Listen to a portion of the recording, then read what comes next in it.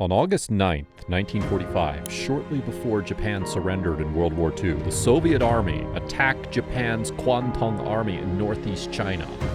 The Soviets, with 1.6 million soldiers, 5,000 tanks, and 5,000 planes, went against the Japanese Army, which had 700,000 soldiers, 200 tanks, and 200 airplanes.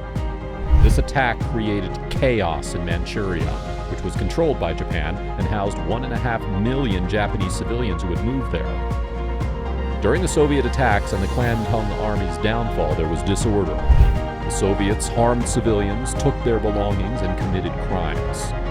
Japanese soldiers were imprisoned and forced into harsh labor, mostly in Siberia. The number of prisoners of war was initially believed to be around 600,000, but recent information from Soviet records has revealed a higher count. Although this event is often referred to as POWs in Siberia, it involved about 2,000 hard labor camps spread across the Soviet Union, not just Siberia. Even though the US and Soviet governments agreed in 1946 to return Japanese POWs within a year, the Soviet government stalled and put obstacles in the way. The last batch of 811 survivors from Siberia was not returned until 1956. 11 years after Japan's surrender, and 3 years after the San Francisco Peace Treaty ended the Allied occupation. So, what exactly transpired during this tumultuous period for Japanese soldiers and civilians after World War II? Join us as we uncover the events, delve into personal experiences, and bring to light the often overlooked stories that define this chapter of history.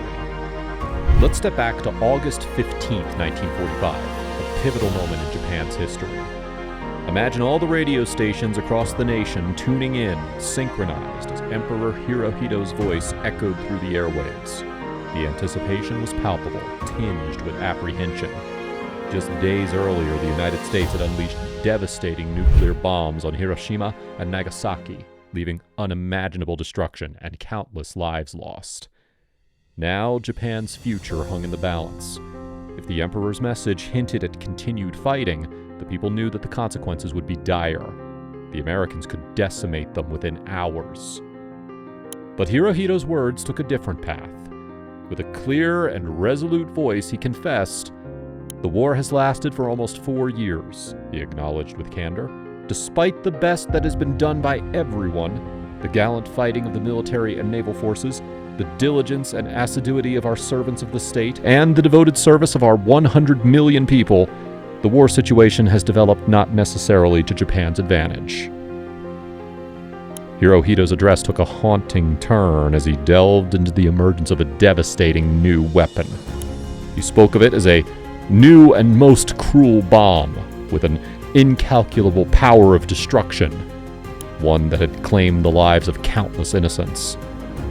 He painted a bleak picture, saying, "If we continue to fight, it would not only result in an ultimate collapse and obliteration of the Japanese nation, but also it would lead to the total extinction of human civilization." And then, in a matter-of-fact manner that carried the weight of finality, he announced Japan's unconditional surrender. "The war situation has developed not necessarily to Japan's advantage," he reiterated, "while the general trends of the world have all turned against her interest." This momentous broadcast marked the beginning of a new era for Japan, one that would be characterized by rebuilding, recovery, and reflection. The impact on the hundreds of thousands of soldiers who had served was profound. Spread across Asia, often isolated from higher command and surrounded by adversaries, they faced a whirlwind of emotions. Accounts from veterans recount a mix of emotions. Disappointment at not achieving victory despite their valiant efforts, but also a deep sense of relief that the relentless cycle of bloodshed and loss was finally coming to an end. Crucially, the broader global context colored their reactions. With Hitler and Mussolini gone, Germany and Italy vanquished, the continuation of the war had become an untenable proposition. Survival itself dictated surrender. Thus, the broadcast on that fateful August day set in motion a sequence of events that would define post-war Japan. Reconstruction, renewal, and reckoning lay ahead. However, the challenges for those who had worn the uniform were far from over. The scars of war would linger, casting shadows across their lives in ways they could hardly fathom. Between 1945 and 1952, a span of 7 pivotal years, Japan found itself under the grip of American occupation. The nation was administered as if it were a colony, and a puppet government was put in place to steer the ship. For the soldiers who had returned home, the country they once knew was radically transformed, its very independence relinquished. The imperial propaganda machine had instilled in them an unwavering belief that defeat was the height of dishonor, and that a true warrior must either perish on the battlefield or take his own life before yielding to the enemy. In the wake of such indoctrination, many soldiers hid the fact of their Allied captivity from their families, bearing the weight of this secret as an additional burden. However, upon returning, these veterans were not hailed as heroes. Instead, they were met with skepticism and disdain, regarded by the civilian population as cowards who had failed to secure the empire's glory. Even the government, the very entity they had served, offered them little solace. They were herded into barracks in port areas, often enduring cold and hunger, as authorities collected the foreign money they had obtained during the war and replaced it with the significantly devalued Japanese yen. It was only after surrendering their foreign currency that they received a ration of food and a train ticket, allowing them to return to their hometowns or villages. For many, the toll of war was visible in their bodies. Wounds that had robbed them of limbs and left them permanently disfigured. Yet the scars ran deeper. The psychological trauma was profound, haunting them for the remainder of their lives. The anguish of witnessing comrades fall under enemy fire, helpless to aid them, remained an indelible memory. Reintegrating into civilian life was a formidable challenge.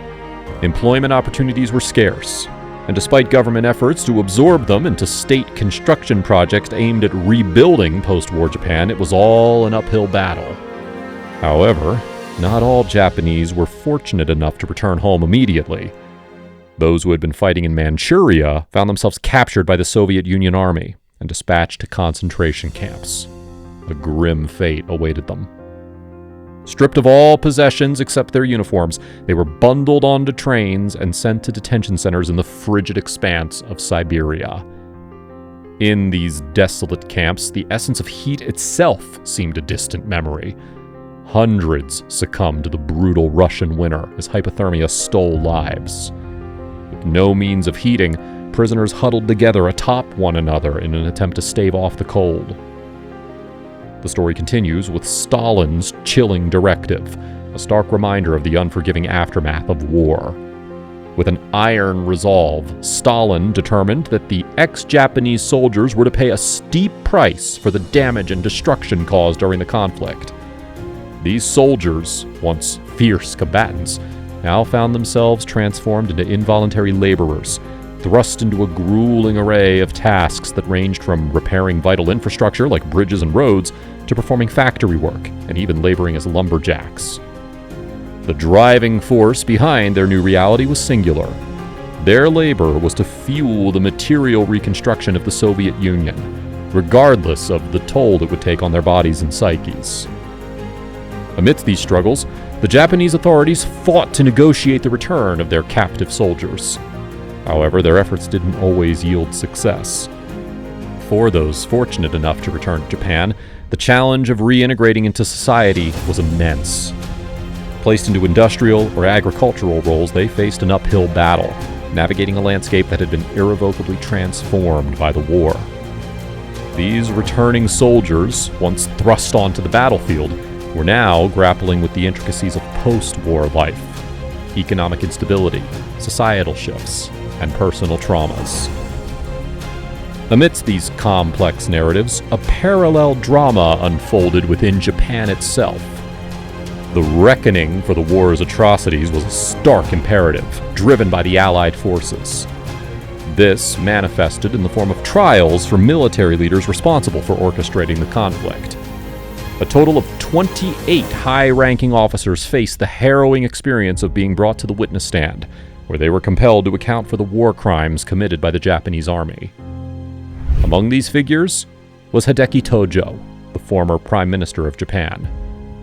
Confronted with the prospect of arrest, Tojo took a drastic step, an attempt to take his own life. He aimed a gun at his heart and pulled the trigger, a desperate act in the face of impending accountability. Fate, however, intervened and the attempt failed.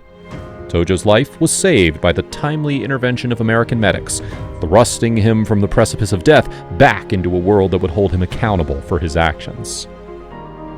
These interconnected stories paint a vivid picture of the intricate tapestry that was post-war Japan. The ex-soldiers, transformed into laborers, bore the physical and psychological scars of their service. The returning prisoners grappled with the challenge of rebuilding their lives in a society profoundly changed by conflict. Meanwhile, the trials of military leaders stood as a stark symbol of the pursuit of justice in the aftermath of unimaginable chaos. As the Tokyo trials unfolded over the subsequent years, an intricate narrative of accountability and justice emerged. Despite the collective weight of the war's consequences, Emperor Hirohito managed to navigate these turbulent waters without shouldering direct responsibility. His reputation, though not untouched, remained relatively intact compared to the officers who had served under his rule. The brunt of the war's failure was borne by these officers, with Hideki Tojo, a central figure in Japan's wartime leadership, standing at the forefront. Tojo's trial marked a pivotal moment in the saga. Found guilty of orchestrating and overseeing the nation's wartime strategy, he was sentenced to the ultimate penalty, death by hanging on December 23, 1948. It is worth noting that Tojo's plea to be executed by firing squad, in keeping with his military rank, was disregarded. The proceedings concluded with his execution being carried out not as a dignified military figure, but rather as a common criminal. This symbolic gesture marked the end of an era and the beginning of Japan's reckoning with its own history. A similar fate awaited 6 other Japanese leaders, with death sentences being handed down as the ultimate verdict. The remaining leaders faced prison terms, their lives forever intertwined with the complex aftermath of war. The Tokyo trials etched a profound moment in Japan's history, a moment of accountability, a turning point where the nation confronted its own actions on the world stage. This juncture propelled Japan into a new phase, one defined by reconstruction, reevaluation, and renewal. Despite carrying the weight of a harrowing past, a war that had culminated in devastating consequences, Japan was ready to rebuild. The scars of conflict were still fresh and the land lay in ruins, but the spirit of resilience was undeniably present. Within this context, Japan faced a unique challenge, one that tested the fabric of society. As the country looked to the future, it also grappled with its past.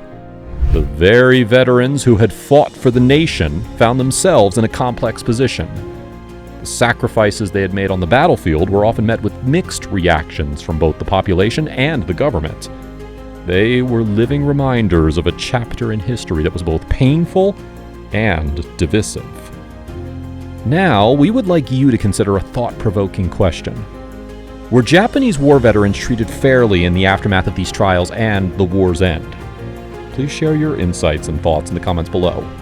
Don't forget to like this video and subscribe to our channel to stay updated on more compelling episodes of military history. Together, let's continue to learn.